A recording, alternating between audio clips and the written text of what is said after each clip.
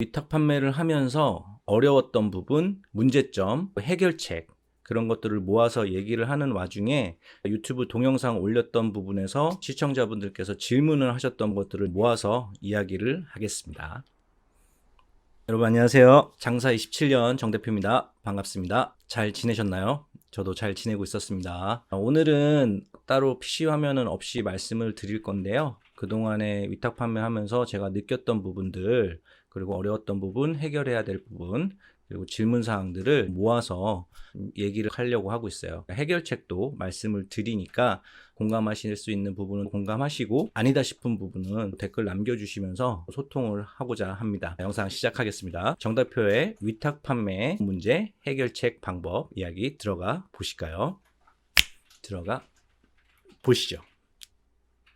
여러분, 제가 위탁 판매를 시작한 지가 한 7, 8개월 지났어요. G마켓, 옥션, 쿠팡, 11번가, 스마트 스토어까지 상품들을 단품 등록부터 대량 등록까지 계속 했었는데요. 그동안의 문제들을 짚어봤어요. 첫 번째로 가장 문제가 뭐였냐면 열심히 올린 그 상품들이 막상 판매가 되고 나면 재고가 없다든지 품절이 된다든지 그런 류의 문제점들이 많이 나타나고 있었어요. 그래서 품절 관리가 자동으로 되는 모노클랜 다팔자를 사용을 해서 품절 관리를 했는데 그러다 보니까 시청자분께서 댓글을 남겨주신 게 모노클랜인 굉장히 비싸다, 소매 가격보다 비싼 경우가 많다, 최저가를 찾기가 힘들다, 그런 단점들에 대한 얘기를 해주셨거든요. 그래서 그거에 대한 문제를 어떻게 해결하고 있는지 말씀을 드려보겠습니다. 첫 번째로는 재고 쪽의 문제가 굉장히 많아요. 도매몰에서 어저께 올라온 거, 심지어 오늘 올라온 거 선택을 해서 이거 좀 팔릴 것 같다 해서 올리려고 보면 재고도 1000개 이상씩 갖고 있어요. 올라왔을 때는. 그래서 올리고 나서 판매가 돼서 주문을 넣으려고 보면 품절이 돼 있는 거예요. 상품 자체가 없거나 이런 경우가 너무 많아요. 저는 솔직히 생각한 거는 도매몰들에서 보면 공급처들이 재고를 털려고 입점하는 경우들도 많은 것 같아요. 그리고 올려놨다가 판매가 좀 되면은 위탁 판매하는 업체들한테 전화를 해서 이거 상품 더 이상 공급 안 하니까 상품 내려달라, 이런 전화도 꽤나 많이 오거든요. 가장 문제가 뭐냐면 단품 등록으로 열심히 상품을 올렸던 게, 재고 파악까지 다 했던 게 막상 판매가 돼서 보면 없는 경우가 엄청 많다라는 거예요. 이 얘기는 제가 누누이 말씀을 드렸어요. 영상에서도 계속 말씀을 드렸고,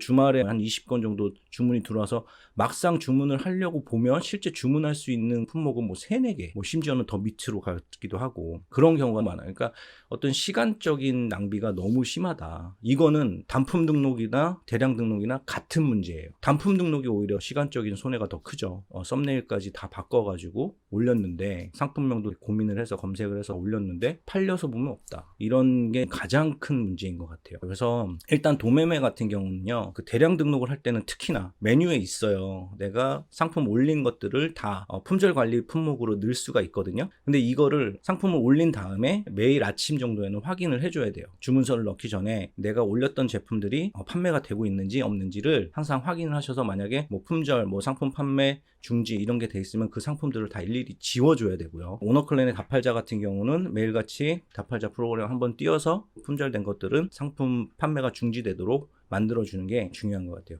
그래서 사입을 하는 것도 그렇고 단품 등록하는 것도 그렇고, 예를 들어서 이건 전략적으로 사입을 해서 팔아보고 싶다, 아니면 단일 품목으로 위탁으로 제대로 팔고 싶다 그러면 공급사에 직접 전화를 해서 이거 확실히 재고가 많이 있는 겁니까? 내지는 지속적인 공급이 되는 겁니까? 이런 식으로 물어볼 필요가 있다고 생각을 합니다. 자, 두 번째로 문제가 뭐냐? 현재 저희가 쓰고 있는 도매몰 사이트가 총 3개 정도 되는데, 도매매와 모노클랜을 많이 쓰고 있는데요. 서로 장단점이 있어요. 도매매는 장점이 가격이 저렴한 것들이 올라오고 있다. 그래서 최저가 확보가 되는 경우가 많이 있어요. 단점은 아까 말씀드린 스피드고 전송기에서 품절 관리를 자동으로 안 해주기 때문에 판매가 돼서 보면 상품이 없는 경우가 있다. 다팔자 같은 경우는요, 일단 가격이 도매매보다 비싼 경우가 많아요. 그게 단점이고, 장점은 다팔자 프로그램에서 자동 품절 관리하는 기능이 있다. 이게 장점이라고 보는데요. 이거에 대한 해결책을 제시를 할게요. 도매매에 있는 상품이 모노클랜은 없는 경우가 있고요. 반대로 오너클랜에 있는 상품이 도매매에 없는 경우도 있어요. 그러니까 그런 거를 잘 찾아서 상품들을 올리는 것도 방법이에요. 그리고 결정적으로 이런 경우가 있어요. 주문이 들어왔잖아요. 오너클랜에서 상품을 올린 게 만약에 도매매에도 있는 거라고 쳐요. 근데 도매매가 더 싸다. 나는 오너클랜을 기반으로 상품을 올렸지만 주문서는 도매매에다 넣으면 돼요. 그 고객 정보를 도매매 그 주문서에다 넣어서 도매매 쪽에서 보내게 하면 되잖아요. 무슨 말씀인지 알겠죠? 내가 더 비싼 곳에서 올렸지만 같은 상품 있고 공급가가 도매매에서 더 싸다. 반대로 오너클랜이 더 싸다. 도매매에서 올렸지만 오너클랜이 더 싸다.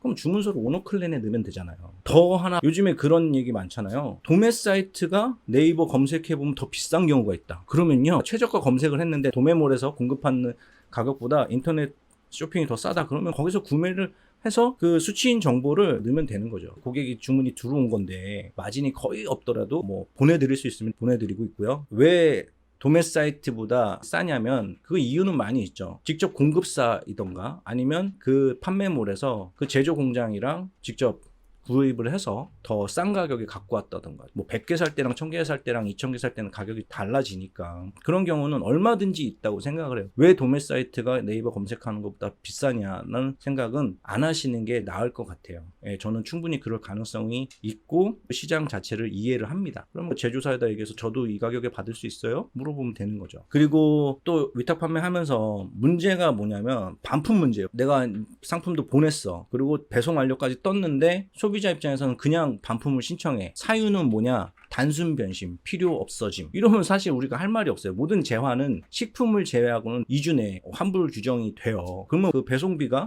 우리가 지불을 하면 안 되잖아요. 그렇잖아요. 왕복 배송비 최소 5, 6천 원이 들 텐데 그걸 우리가 부담한다고 그러면 팔지도 못했는데 배송비까지 부담하면 이거는 진짜 완전 마이너스이기 때문에 반품 문제를 잘 처리를 해야 돼요. 근데 쿠팡이나 이런 데 같은 경우는 반품 접수 시 48시간 이내에 액션을 안 취하면 자동 환불 규정으로 넘어가서 환불이 먼저 돼버려요. 단순 변심으로 배송비가 고객이 물어야 되는 상황임에도 시간 내에 접수를 안 하면 그냥 자동 환불이 먼저 돼버려. 그래서 이거를 정확하게 안 하면 그 환불이 되는 것도 그 배송비가 빼고 환불이 되니까 손해가 많아요. 그래서 반품은 신경 써서 해야 된다. 반품이 하나 들어왔다. 그럴 경우에는 빨리 그 도매 사이트에다가 반품 접수를 해서 회수가 돼서 반품 배송비를 내가 물지 않도록 하는 게 중요합니다. 마지막으로 하나 팁을 드리자면 뭐냐면 이거는 노하우가 될 수 있어요. 예를 들어서 고객이 속옷을 색깔별로 샀어. 근데 보니까 몇 개 옵션이 없어. 그러면은 그 고객한테 직접 연락을 하세요. 지금 나머지 제품들은 다 보내드릴 수 있는데 뭐 2가지 정도 색상이 없는데 랜덤하게 뭐 발송을 해드릴까요? 아니면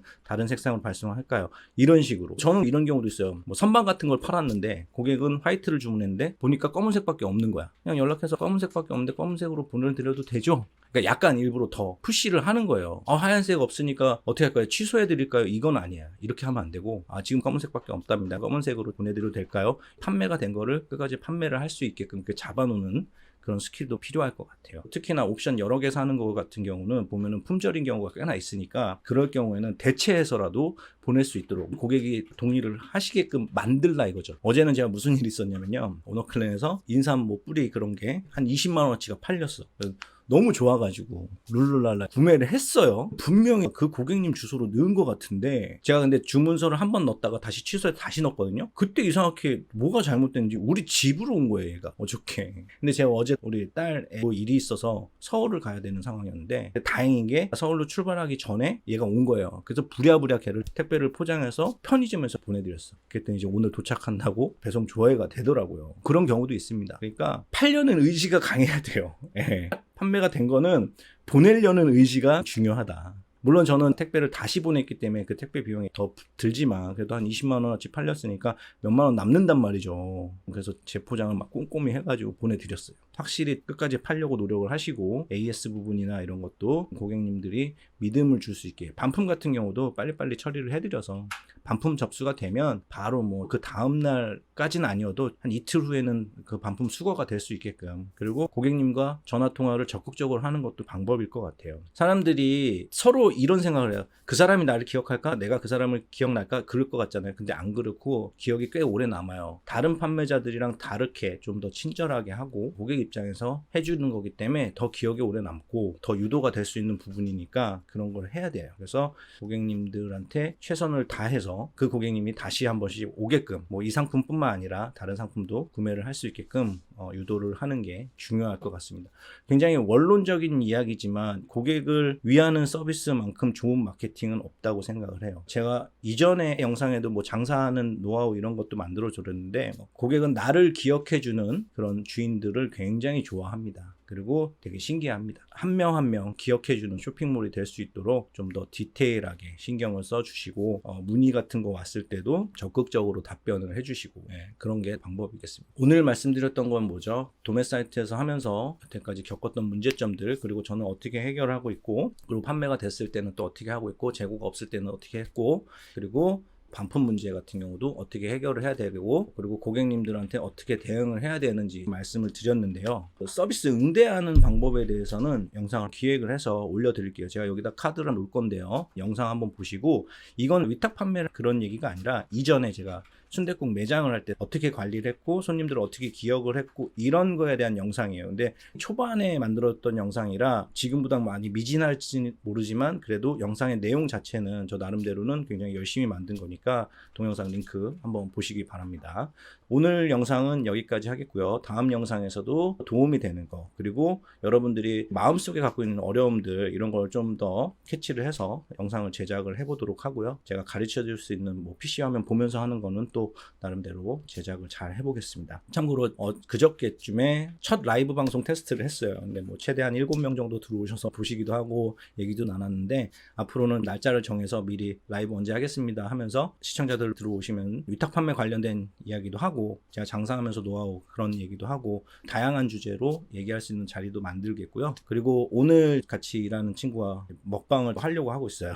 술을 한잔 마시면서 이런저런 얘기를 할 거고, 이거를 라이브로 할지 녹화 영상으로 보낼지 모르겠지만 어쨌든 이 먹방 하는 영상은 곧 업데이트 될 거니까 기대해 주시기 바랍니다. 아참, 원래 초반에 얘기를 했었는데 이거를 이제 편집으로 앞으로 올리겠습니다. 아직 구독과 좋아요가 되어 있지 않으시면 구독과 좋아요 해주시면 영상 제작하는데 많은 도움이 됩니다. 부탁드립니다. 네, 감사합니다.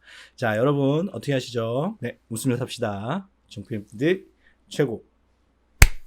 뿅.